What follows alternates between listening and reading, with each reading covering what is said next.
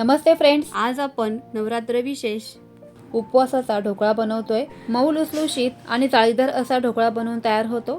खूप सोपी पद्धत आहे, अगदी झटपट बनवून तयार होतो हा ढोकळा। नेहमी उपवासाला तेच पदार्थ खाण्यापेक्षा असे काहीतरी नवीन आणि वेगळं एकदा नक्की ट्राय करा। रेसिपी आवडल्यास व्हिडिओला एक लाईक नक्कीच करा। चला तर मग फ्रेंड्स, पटकन वेळ न घालवता रेसिपीला सुरुवात करूयात। उपवासाचा मऊ लुसलुशीत आणि जाळीदार असा ढोकळा बनवण्यासाठी इथे मी 1 वाटी वरईचे तांदूळ घेतलेले आहेत।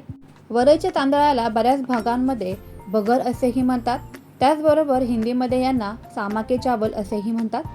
त्यामध्ये आपल्याला एक कच्चा बटाटा साल काढून घ्यायचा आहे आणि स्वच्छ 2 ते 3 पाण्याने धुवून घ्यायचा आहे आणि तो बटाटा आपल्याला या वरईच्या तांदळामध्ये घालून घ्यायचा आहे। त्यानंतर यामध्ये काही आवडीप्रमाणे तिखट हिरव्या मिरच्या घालायच्या आहेत। इथे मी 5 ते 6 अशा हिरव्या मिरच्या घेतलेल्या आहेत।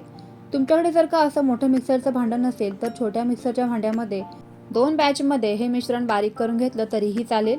आता एका बाउलमध्ये हे सर्वच मिश्रण असं काढून घ्यायचंय। सुरुवातीला एकदम पाणी न घालता अगदी थोडंसं पाणी घालून हे मिश्रण आपल्याला मिक्सरमध्ये या पद्धतीने फिरवून घ्यायचंय। चवीप्रमाणे अगदी थोडंसं मीठ घालायचं आहे। चमच्याच्या मदतीने हे संपूर्ण मिश्रण असं मिक्स करून घ्यायचंय। मिक्सरमध्ये बटाट्याचे जर का काही तुकडे राहिले असतील जाडसर असे तर ते पुन्हा मिक्सरला बारीक फिरवून घ्यावेत। मिश्रणाची थिकनेस कन्सिस्टन्सी पाहून घ्या। याच पद्धतीने आपल्याला हे मिश्रण बनवून घ्यायचंय। खूप जास्त पातळही नाही आणि खूप जास्त दाटसरही नाही, मध्यम स्वरूपामध्ये आपल्याला हे मिश्रण बनवून घ्यायचंय। त्यानंतर यामध्ये 1 चमचा बेकिंग पावडर घालायची आहे। तुमच्याकडे जर का बेकिंग पावडर नसेल तर तुम्ही इथे 1 चमचा इनो फ्रूट सॉल्ट घातला तरी पण चालेल।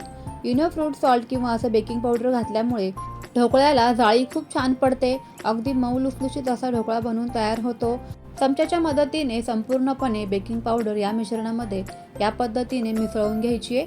बेकिंग पावडरच्या सुद्धा काही गाठी किंवा गुठळ्या राहता कामा नये, तर याची इथे काळजी घ्यायची आहे आणि चमच्याच्या मदतीने मी दाखवते त्या पद्धतीने संपूर्णपणे हे मिक्स करून घ्यायचे। उपवासाचा जाळीदार ढोकळा बनवण्याची ही खूप सोपी पद्धत आहे आणि कमीत कमी साहित्यांमध्ये अगदी झटपट हा ढोकळा बनवून तयार होतो। नेहमी साबुदाणा खिचडी आणि भगर किंवा वरईचे तांदूळ खाण्यापेक्षा असं काहीतरी वेगळं एकदा नक्कीच ट्राय करा। खूप छान आणि चविष्ट असं हे बनवून तयार होतं। वेळही खूप कमी लागतो। चला तर पुढची प्रोसेस करूया। आता इथे मी एक प्लेट घेतलेली आहे। त्या प्लेटला आपल्याला तेलाने असं ग्रीसिंग करून घ्यायचं आहे। तेलाने छान ग्रीसिंग करून घ्या, म्हणजे ढोकळा जो आहे ना तो खाली प्लेटला चिकटणार नाही। तयार केलेलं ढोकळ्याचं मिश्रण या प्लेटमध्ये या पद्धतीने घालून घ्यायचे सर्वच। तुमच्याकडे जर का अशी प्लेट नसेल तर त्याऐवजी तुम्ही कुकरच्या डब्यामध्ये सुद्धा हा ढोकळा करू शकता।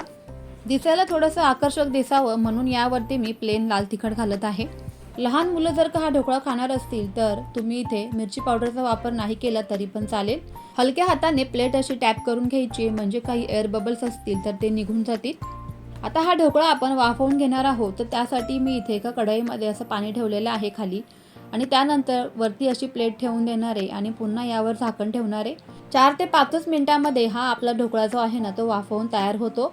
तुमच्याकडे जर का अशी कढई नसेल तर त्याऐवजी तुम्ही कुकरमध्ये हा ढोकळा शिजवून घेऊ शकता।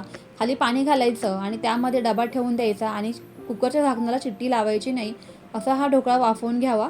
खूप सोपी आणि पटकन होणारी ही प्रोसेस आहे, त्यामुळे ढोकळा अतिशय फटाफट बनवून तयार होतो। खूप जास्त मेहनतही लागत नाही। हलकासा थंड झाल्यानंतर आता आपण याचे असे पीस करून घेऊया ढोकळ्याचे। मस्त असे सुरीच्या मदतीने मी इथे 8 भागांमध्ये हा ढोकळा असा कट करून घेत आहे। एक ढोकळा मी तुम्हाला इथे बाहेर काढून दाखवते। अतिशय मस्त असा हा ढोकळा देखील निघलेला आहे। खाली चिकटला वगैरे नाहीये खूप जास्त, जाळी देखील काय छान पडलेली आहे, तुम्ही तर बघू शकताय। हिरवी मिरची आणि बटाटा घातल्यामुळे चव तर अप्रतिमच येते। एकदा तुम्ही असा हा ढोकळा उपवासासाठी नक्कीच ट्राय करा। कोथिंबीर आणि खोबऱ्याच्या हिरव्या चटणीसोबत हा ढोकळा अप्रतिम लागतो। रेसिपी आवडली असेल तर या नवरात्रमध्ये ढोकळा रेसिपी नक्कीच ट्राय करा। त्याचबरोबर तुमच्या फ्रेंड्स आणि फॅमिलीसोबत जास्तीत जास्त शेअर नक्की करा, म्हणजे त्यांनाही अशा छान रेसिपीज पाहताही येतील आणि बनवताही येतील। चला तर मग फ्रेंड्स, पुन्हा भेटूयाच अशाच छान रेसिपीसोबत। तोपर्यंत always keep smiling and keep cooking. Bye bye friends.